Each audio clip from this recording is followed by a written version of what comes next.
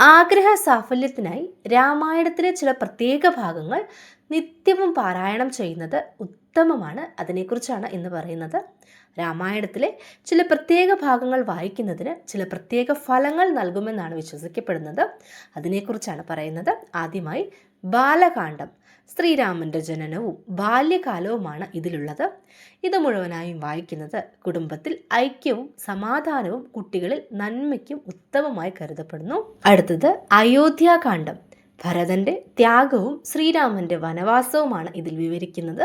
ഈ ഭാഗം പാരായണം ചെയ്യുന്നത് ത്യാഗമനോഭാവം വർദ്ധിപ്പിക്കുന്നതിനും കുടുംബ ബന്ധങ്ങൾ ദൃഢമാക്കാനും സഹായിക്കുന്നു.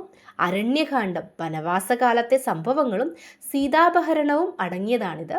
ജീവിതത്തിലെ പ്രതിസന്ധികളെയും കഷ്ടപ്പാടുകളെയും നേരിടാനുള്ള ധൈര്യം ലഭിക്കാൻ ഇത് വായിക്കണം. കിഷ്കിന്ധാകാന്ഡം. ഹനുമാനുമായുള്ള സൗഹൃദവും ബാലിവധവുമാണ് ഇതിൻ്റെ പ്രധാന ഉള്ളടക്കം. സൗഹൃദം ദൃഢമാക്കുന്നതിനും പുതിയ കാര്യങ്ങളിൽ വിജയം തേടുന്നതിനും ഇത് സഹായകമാണ്. സുന്ദരകാന്ഡം വായിക്കുന്നത് രാമായണത്തിലെ ഏറ്റവും പ്രധാനപ്പെട്ട ഭാഗമായി ഇത് കരുതപ്പെടുന്നു. ഹനുമാന്റെ ലങ്കാപ്രവേശനവും സീതാദർശനവുമാണ് ഇതിലുള്ളത്. മനസ്സിന് ശാന്തി ലഭിക്കുന്നതിനും ശത്രുദോഷം മാറുന്നതിനും ഉദ്ദിഷ്ടകാര്യസിദ്ധിക്കും സുന്ദരകാന്ഡം വായിക്കുന്നത് ഉത്തമമാണ്. യുദ്ധകാന്ഡം. രാവണവധവും രാമന്റെ അയോധ്യ പ്രവേശനവുമാണ് ഇതിലുള്ളത്. വിജയലബ്ധിക്കും ജീവിതത്തിലെ വലിയ പ്രതിസന്ധികളെ തരണം ചെയ്യുന്നതിനും ഈ ഭാഗം വായിക്കുന്നത് വളരെ നല്ലതാണ്. അടുത്തത് ചില പ്രത്യേക ഭാഗങ്ങളെക്കുറിച്ചാണ്. പുത്രകാമേഷ്ടി ഭാഗം വായിക്കുന്നത് സന്താന ഭാഗ്യം നൽകും. ദിവസവും 3 തവണ വീതം 1 മാസം അടുപ്പിച്ച് പുത്രകാമേഷ്ടി ഭാഗം വായിക്കുക. പ്രകൃതി ദുരന്തങ്ങളിൽ നിന്നും മോചനം നേടാൻ യാഗരക്ഷ ഭാഗം വായിക്കുന്നത് നല്ലതാണ്.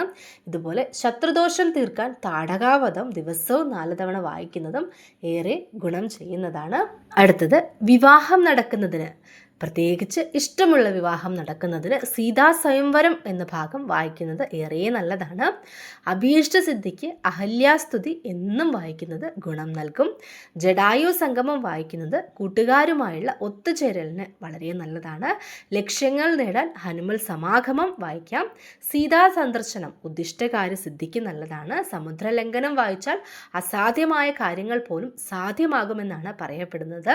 ലങ്കാദഹനം, ലങ്കാമർദ്ദനവും കേസ് സംബന്ധമായ കാര്യങ്ങൾ ജയിക്കാനും ശത്രുക്കളെ ജയിക്കാനും ലങ്കാദഹനവും ലങ്കാമർദ്ദനവും വായിക്കാവുന്നതാണ്. അടുത്തത് മേഘനാവധം, അധികായവധം, തവണവധം എന്നിവ വായിക്കുന്നത് ശത്രുക്കളെ പരാജയപ്പെടുത്താൻ സഹായിക്കും. രോഗങ്ങൾ മാറാൻ ദിവ്യ ഔഷധ ഫലം വായിക്കുന്നത് വളരെ നല്ലതാണ്. നമ്മൾ പ്രത്യേക ആഗ്രഹത്തിന് അല്ലെങ്കിൽ പ്രത്യേക കാര്യസിദ്ധിക്കാണ് വായിക്കുന്നതെങ്കിൽ ആ പ്രത്യേക ഭാഗം 3 തവണ വീതം വായിക്കാൻ ശ്രദ്ധിക്കുക. ഭാരത രാഘവ സംവാദം. സേതുബന്ധനം 3 തവണ വായിച്ചാൽ ഏത് പ്രതിസന്ധികളും തരണം ചെയ്യാം, ലക്ഷ്യങ്ങളിൽ എത്തിച്ചേരാം. നാരദസ്തുതി വായിച്ചാൽ സകല കാര്യ സിദ്ധിയാണ് ഫലം. ഭാരത രാഘവ സംവാദം ദിവസവും വായിക്കുന്നത് സഹോദര കലഹത്തിന് പ്രതിവിധി ഉണ്ടാകും.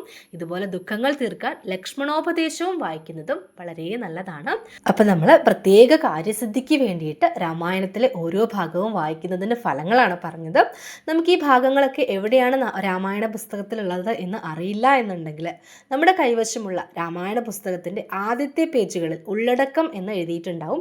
ആ ഉള്ളടക്കത്തിൽ പരിശോധിച്ചാൽ അയോധ്യാകാന്ഡം, യുദ്ധകാന്ഡം അങ്ങനെ ഓരോന്നിൻ്റെയും തലക്കെട്ട് അവിടെ കൊടുത്തിട്ടുണ്ടാവും.